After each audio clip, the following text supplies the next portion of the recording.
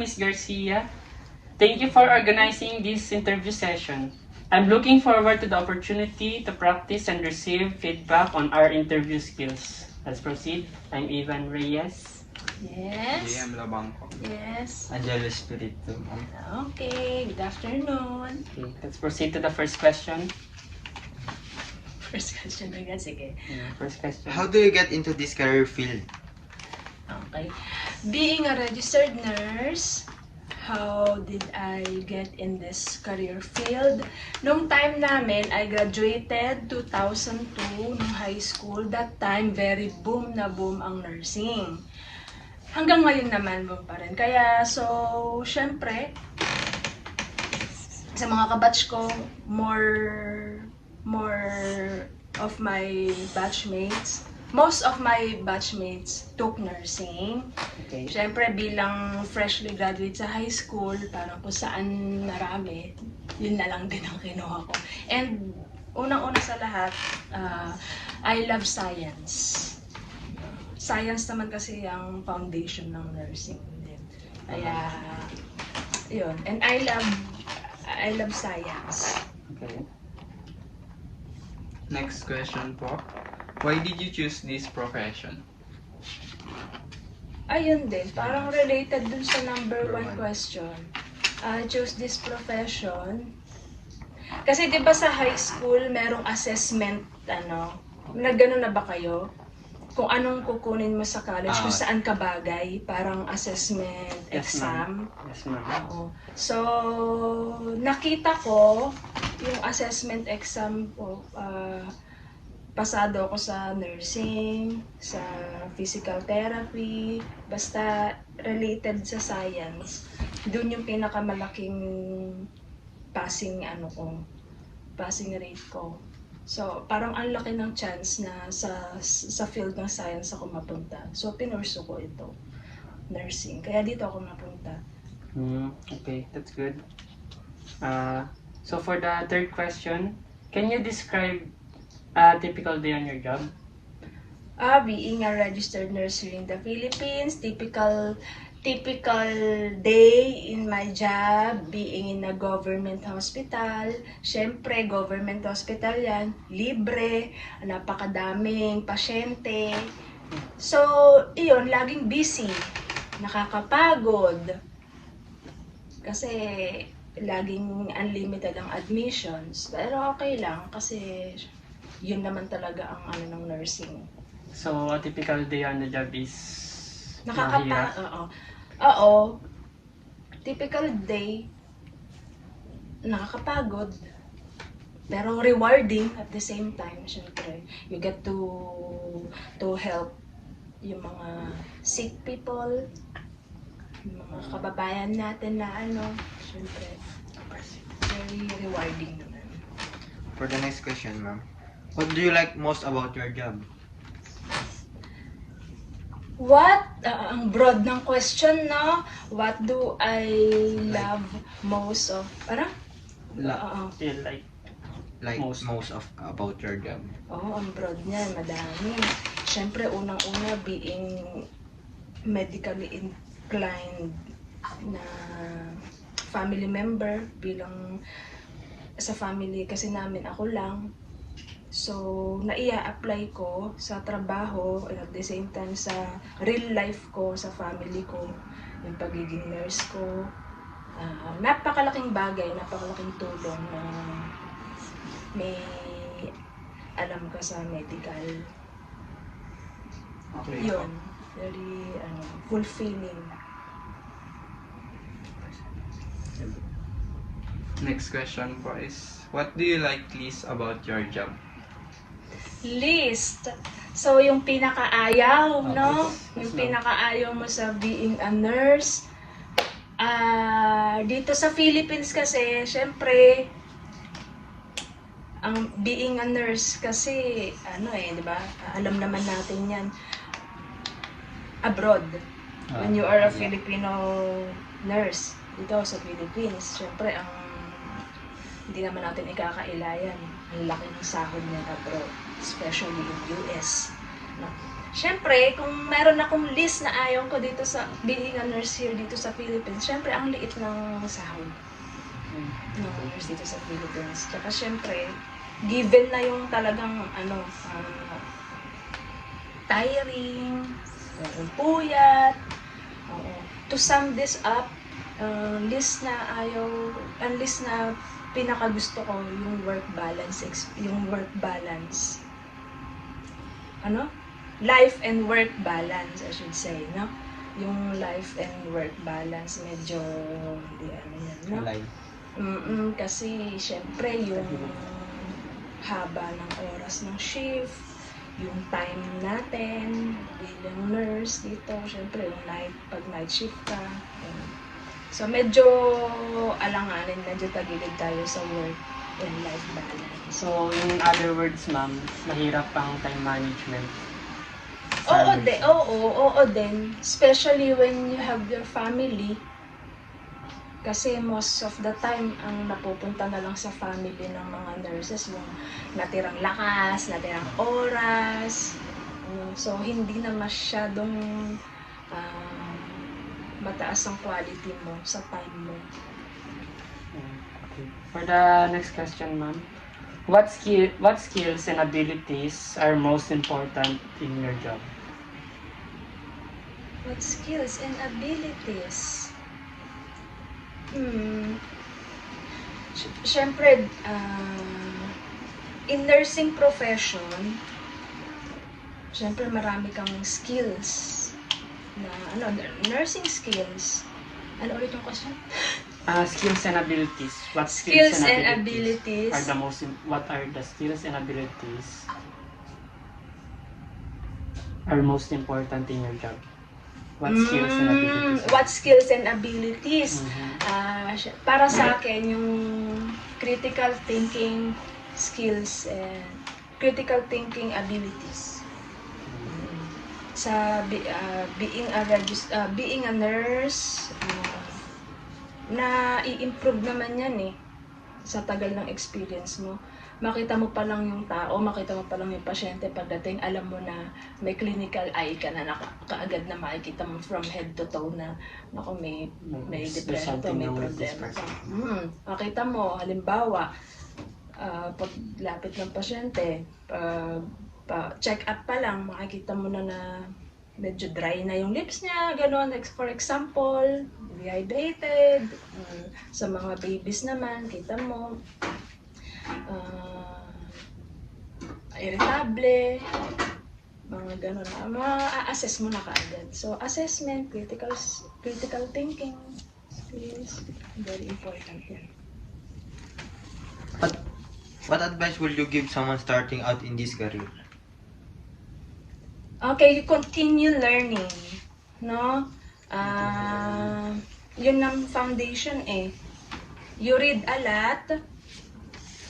Siyempre, unang-una, kailangan buo yung loob mo na matatapos mo ang course na to. Siyempre, importante din yung mga support group. Siyempre, ang family mo. Foundation yung mga yan. Sa mga nag-i-start na pumasok sa field ng nursing, maraming kailangan i-consider. No? 4 years lang naman yan So, after 4 years of Bachelor of Science in Nursing, plus the review, and then the board exam, parang total of 5 years, and the rest of your life, you will be a registered nurse naman na. So, konting sacrifices lang, no? And, being a nurse, maraming pwedeng field na puntahan. Later on in your life, pwede mo maging pre-med yan, pag na-decide mo na gusto mong mag-medicine, ganyan, no? So, magandang foundation yan para maging doctor din. Later on. Next po. Can you suggest any reading, classes, or opportunities I should pursue? Any reading Opo. and classes? Or opportunities I should pursue. What do you mean by that question? Any Ah. reading? Ano ba classes. may advice mo sa amin na gawin? Kunwari, magbasa ng book, mag-take ng classes. Being a student, Yes. a student nurse, being a student nurse, Papunta sa field ng nursing. being a student nurse, syempre. Anyway, lahat naman ng courses na kailangan self-discipline, no? Kung gusto mo maging successful sa kukunin mong courses, syempre kasama dyan yung delaying gratification, no? You have to delay your self-gratification para may disiplina ka na mag-focus sa isang bagay. You have to read a lot. Siyempre, makiparticipate sa mga ganito. Marami kayong matututunan. Malaking bagay yung mga ganitong no? Tsaka yung mga, siyempre, sa mga nakakausap mo, it can affect your decision. It can affect your view in life. So, sa era natin ngayon, very, internet, di ba? Yes po. Maging productive lang sa paggamit maging responsible sa paggamit ng mga social media platforms. Maraming matututunan. Syempre, isa-search mo, mag-advance ka ng makinig or magbasa, manood ng mga anything, everything about nursing. Okay. So, next question for that. Is there anything else you think I should know about this career field? Anything? Ano? Ulit? Is there anything else you think I should know about this career field? Marami. Right. That's a very broad question, no? Na ano pang kailangan mo matutunan about this, Oo. Unang-una, being a nurse, studying nursing, hindi yan madali, syempre. Hindi yan walk in the park na sinatawag, no? Hindi siya ganun kasimple. Kasi being a student nurse, sa field ng nursing, maraming branches yan. May pharmacology, may anatomy, may pathophysiology, microbiology. So, general, maraming branches yan, no? Sa anatomy and physiology and pathology, syempre, foundation yan. Naging foundation natin yan. Microbiology, pang medtech yan. Pharmacology, pang pharmacist yan. No? So, yun. If you have a strong foundation, medyo, syempre, hindi ka mahihirapan dyan, no? Pagdating ng talagang laban mo sa board exam. So, as early as now, ang ma-advise ko sa inyo na papasok ng College of Nursing, have a strong foundation. Read a lot. No? Medyo gasgas na sa pandinig natin yan, pero yan ang magiging foundation nyo. Read a lot.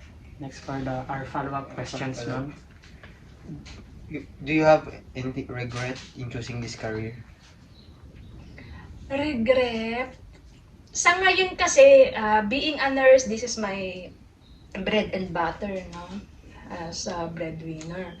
Pero nasa government hospital naman ako, so wala naman. Sa ngayon, kung meron man, yun yung kung meron man akong regret, hindi ko na-pursue sa pagiging doctor. Kasi medyo pangarap ko rin maging doctor. Sayang din kasi nurse ako. Yun. Hindi ko na-pursue yung pagiging doctor ko. Pero it's okay. Baka siguro hindi Nurse talagang para sa'yo, ma'am. Next po is, how do you handle stress and pressure in a healthcare settings? Okay, stress and pressure, part na talaga yun ng everyday life, lalo na ngayon, no? Paano ko ba i-handle? Siyempre, you have to develop your composure. Especially pag nakaka-encounter ka ng mga difficult patients, difficult significant others, difficult. Communication is the key.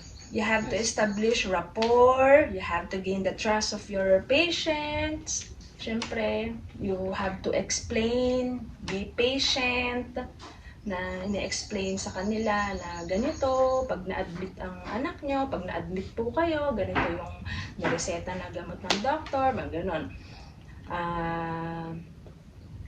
Explain everything to them. Kasi nakiki-cooperate naman sila eh. No? Pero syempre, piliin mo rin na you have to use the layman's term, lalo pag hindi medically inclined yung kausap mong pasyente, para mas naiintindihan nila, mas makiki-cooperate sila pag maintindihan nila yung situation nila. So, mas maganda yung pagbigay mo ng care sa kanila. Mas mapapadali yung paggaling nila pag naiintindihan nila yung sakit nila, kung paano sila gagaling, gano'n. So, for the last question, ma'am, what benefits that comes with being a professional nurse? Benefits, syempre, madami. Saan ko ba umpisa na lobat na?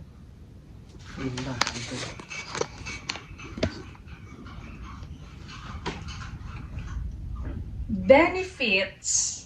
Unang-una, ang magbe-benefit sa pagiging nurse mo, sarili mo eh. Diba?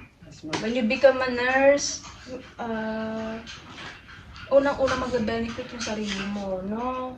Alam mo yung may edge ka na ganito ang gagawin mo, very broad na yung knowledge mo, maia-apply mo yan sa sarili mo, sa family mo, gano'n. Yung isang pagkakaintindi ko naman sa benefits sa being employed in a government hospital, being employed in a certain institution, syempre, maraming benefits, no? Pero in real life, syempre, malaking edge mo na yun. That's it.